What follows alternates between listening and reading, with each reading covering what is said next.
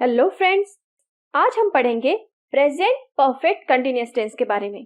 Friends, present perfect continuous tense जिस समय के बारे में बताता है उसका अंदाजा हम इसके नाम से ही लगा सकते हैं।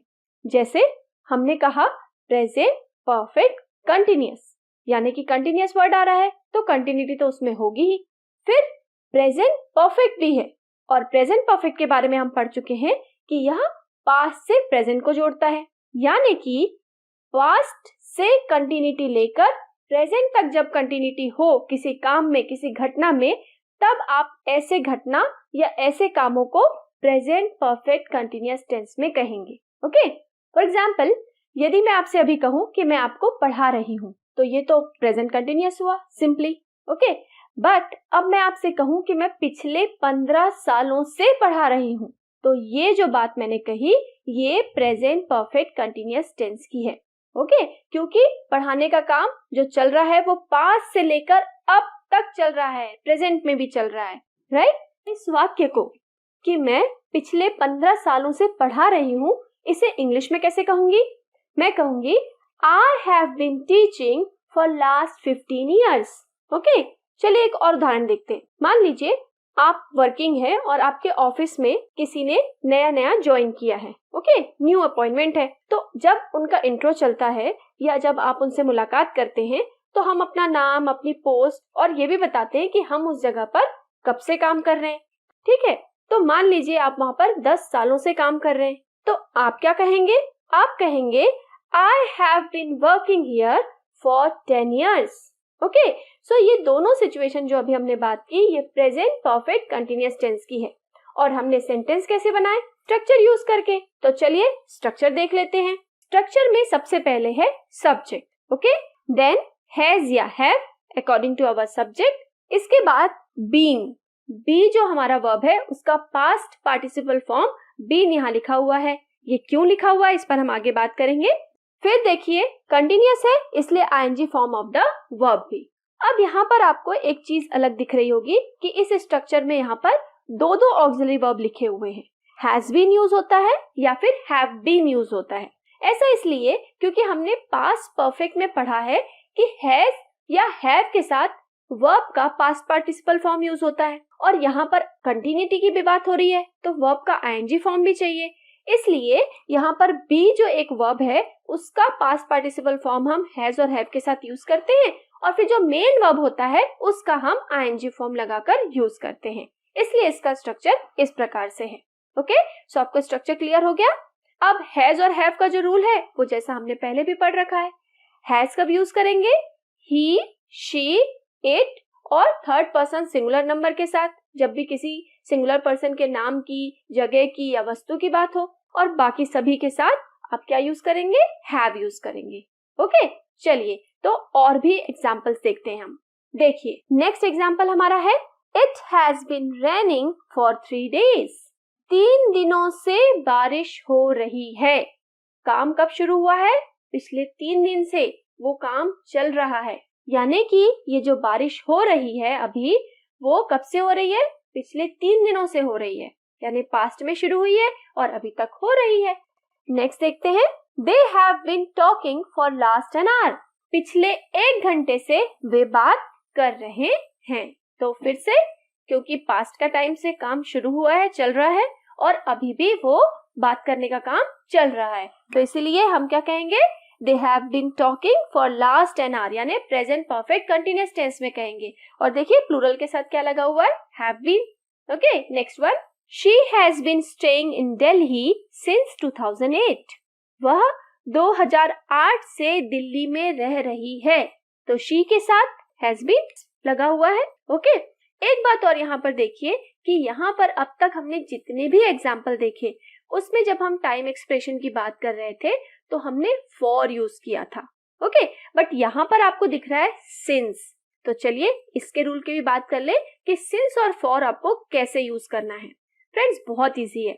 जब भी आप कोई टाइम बता रहे हो, पिछला टाइम, और आपको वो स्टार्टिंग पॉइंट बताना है कि कब से, पॉइंट ऑफ द टाइम बताएंगे तो आप यूज करेंगे सिंस, और यदि आप पीरियड ऑफ टाइम बताएंगे तो आप यूज करेंगे फॉर। इट्स वेरी सिंपल, पर हम और भी एग्जाम्पल देखेंगे जिससे आपको ये चीज एकदम क्लियर हो जाएगी। चलिए नेक्स्ट देखते हैं। We have been watching TV since morning. Again देखिए, मॉर्निंग से काम हो रहा है। आपने बिल्कुल पॉइंट बताया कि कब से काम हो रहा है, मॉर्निंग से, तो इसलिए यहाँ पर हमने फिर यूज किया है सिंस। हम सुबह से टीवी देख रहे हैं। नेक्स्ट देखते हैं। I have been climbing up this mountain for 2 hours. देखिए अगेन फॉर, क्यों? क्योंकि 2 घंटा क्या है? पीरियड ऑफ टाइम है। 2 घंटे से मैं इस पर्वत पर चढ़ रहा हूँ।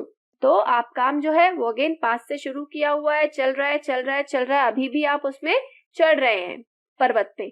तो चढ़ रहे हैं पिछले 2 घंटे से, पीरियड ऑफ टाइम, सो हमने यूज किया है फॉर। नेक्स्ट देखिए। I have been suffering from fever since afternoon. मैं दोपहर से बुखार से पीड़ित हूँ। अब यहाँ पर फिर पॉइंट ऑफ टाइम दोपहर से, ओके, आफ्टरनून से आप बुखार से परेशान हैं, तो आप क्या कहेंगे कि I have been suffering from fever since afternoon. Next देखते हैं। I have been waiting here for 1 hour. यहाँ पर आप क्या कह रहे हैं? मैं 1 घंटे से इंतजार कर रहा हूँ। ठीक है, तो यहाँ पर भी क्या हुआ? 1 घंटा यानी पीरियड ऑफ टाइम। और जैसे कि हमने कहा पहले से आप इंतजार कर रहे हैं और अभी भी आप इस मोमेंट तक आप इंतजार कर रहे थे, तो इसीलिए ये भी प्रेजेंट परफेक्ट कंटिन्यूअस टेंस में होगा। फ्रेंड्स, हमारे दिमाग में आ सकता है कि भाई अब तो इंतजार, जब कोई आ गया तो इंतजार खत्म हो गया, बट क्योंकि जब तक वो पहुंचा तब तक हम उस काम को कर रहे थे, इसलिए ऐसे सेंटेंसेस को भी आपको प्रेजेंट परफेक्ट कंटिन्यूअस टेंस में ही यूज करना है। Okay, so don't be confused with that, right? Next देखिए। She has been reading the book for the last an hour. वह पिछले 1 घंटे से पुस्तक पढ़ रही है। अगेन 1 घंटा, period of time, so for use हुआ, शी है इसलिए हैज बीन यूज हुआ।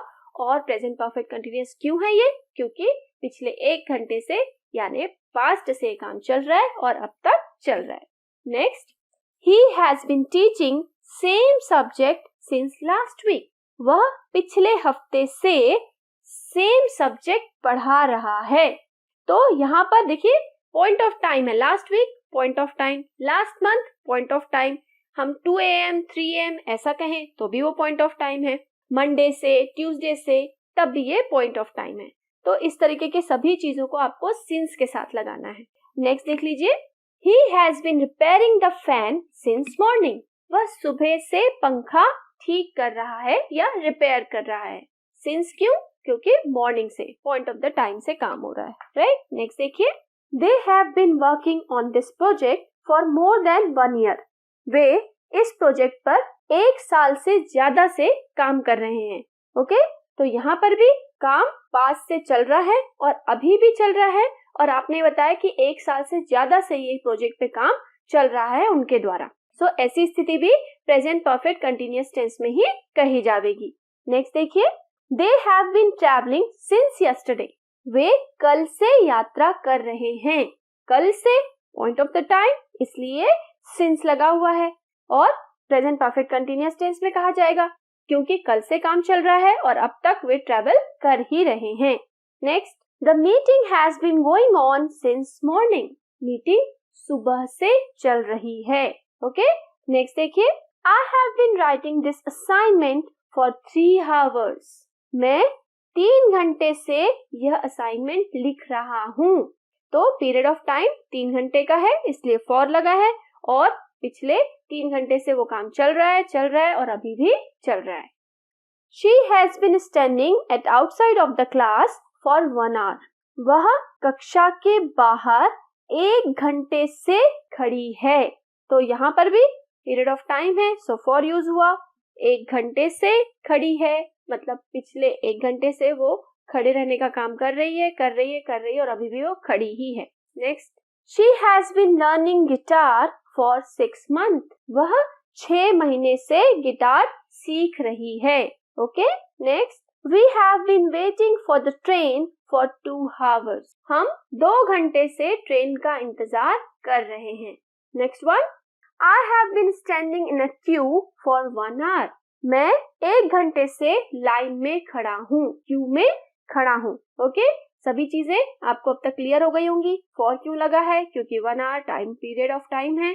पिछले 1 घंटे से आप खड़े हैं, मतलब आप जो खड़े होने का काम कर रहे थे 1 घंटे से वो जारी है, अभी भी आप क्यू में खड़े हैं, इसलिए present perfect continuous.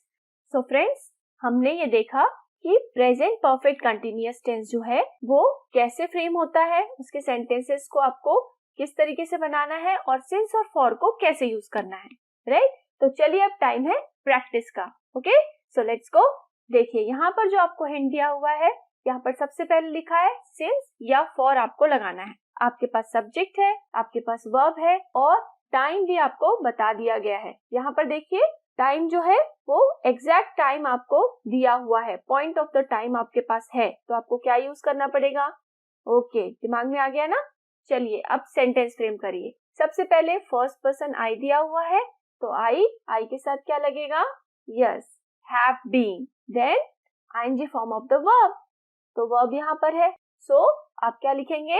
Writing a novel since 2019। तो सेंटेंस बन गया I have been writing a novel since 2019. Yes. Next one. Okay. Again, my mother is your subject. उसके बाद आपके पास verb है cook and then अब आपके पास देखिए जो टाइम एक्सप्रेशन है वो है an hour, मतलब पीरियड ऑफ टाइम। सो अब आपके पास सारी इंफॉर्मेशन है, क्या बनेगा sentence? Yes, my mother has been cooking food for an hour. Okay, next, he is your subject, right? Work आपका verb है और अब कह रहे हैं आप this hospital 2010, point of the time is given to you और he third person singular number। तो सेंटेंस आप बना लीजिए, आपके पास पूरी इंफॉर्मेशन आ गई है, हिंट भी मैंने कर दिया है, right? Okay, he has been working in this hospital since 2010। चलिए नेक्स्ट देखते हैं। अब आपके पास देखिए the students, आपका सब्जेक्ट जो है वो प्लूरल है, थर्ड पर्सन प्लूरल नंबर। आपका मेक जो है वो वर्ब है, noise 2 hours। Okay, again period of time, ठीक है। the students आपका कहा हमने थर्ड पर्सन प्लूरल है तो लगेगा have been, then ing form of the verb। the students have been making noise for 2 hours। ठीक है, तो बन रहा है आप लोगों से भी ऐसे ही सेंटेंस। चलिए नेक्स्ट देख लीजिए again. Okay, I am waiting. अब आपके पास सारी इंफॉर्मेशन है, आपको पता है सिंस फॉर कब कब लगाना है, हैज बीन हैव बीन कहाँ लगाना है। चलिए बन गया सेंटेंस, मिला लीजिए। They have been playing cricket since morning, सुबह से वो क्रिकेट खेल रहे हैं।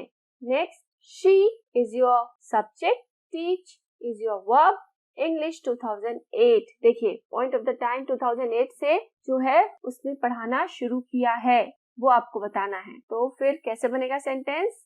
Yes, she has been teaching English since 2008। अब आपका सब्जेक्ट है the doctors operate, operate is your verb, okay, the patient और फिर लिखा हुआ है time expression 5 hours। Okay, so सब चीज क्लियर हो गई आपके दिमाग में, सब्जेक्ट क्या है उसके अकॉर्डिंग क्या लगेगा, एंड देन 5 hours क्या है, पीरियड ऑफ टाइम, तो क्या लगाना है। ओके, तो अब तक आपका सेंटेंस बन गया होगा, ये लीजिए मिलाइए। The doctors have been operating the patient for 5 hours। ठीक है, नेक्स्ट वन। ओके, बना लीजिए सेंटेंस, अब तक आपकी अच्छे से प्रैक्टिस हो गई होगी। नेक्स्ट सेंटेंस क्या है, मिलाएं। We have been living in Mumbai since 2001। Next question देखते हैं। यस, अब आपके पास पीरियड ऑफ टाइम दिया है यहाँ पर और थर्ड पर्सन सिंगुलर नंबर, बन गया सेंटेंस। चलिए देखिए, she has been studying this novel for 2 months, right? Next देखते हैं, इंडिया इज योर सब्जेक्ट, तो इंडिया क्या है, third person singular number. Then verb is celebrate, independence day 1947 is your time expression. So exactly कब से शुरू हुआ ये आपको दिया हुआ है, तो सेंटेंस क्या बनेगा, India has been celebrating the Independence Day since 1947, right? Next one. चलिए बन गया सेंटेंस, बना लीजिए। Okay, sentence is she has been learning mathematics for 6 months. हमने बहुत सारी प्रैक्टिस की, बहुत सारे एग्जाम्पल्स भी देखे. आई होप आपको प्रेजेंट परफेक्ट कंटिन्यूअस टेंस अच्छे से समझ में आ गया होगा. जैसे मैंने आपसे पहले भी कहा है, आप और भी प्रैक्टिस बहुत सारे सेंटेंस बनाकर कीजिए. ऐसे बहुत सारे एग्जाम्पल्स आप अपने लाइफ से भी ले सकते हैं जो आप काम पहले से चालू कर चुके हैं और अब तक आप कर रहे हैं. ऐसे सेंटेंसेस फ्रेम कीजिए. So friends, good bye for now. Thank you.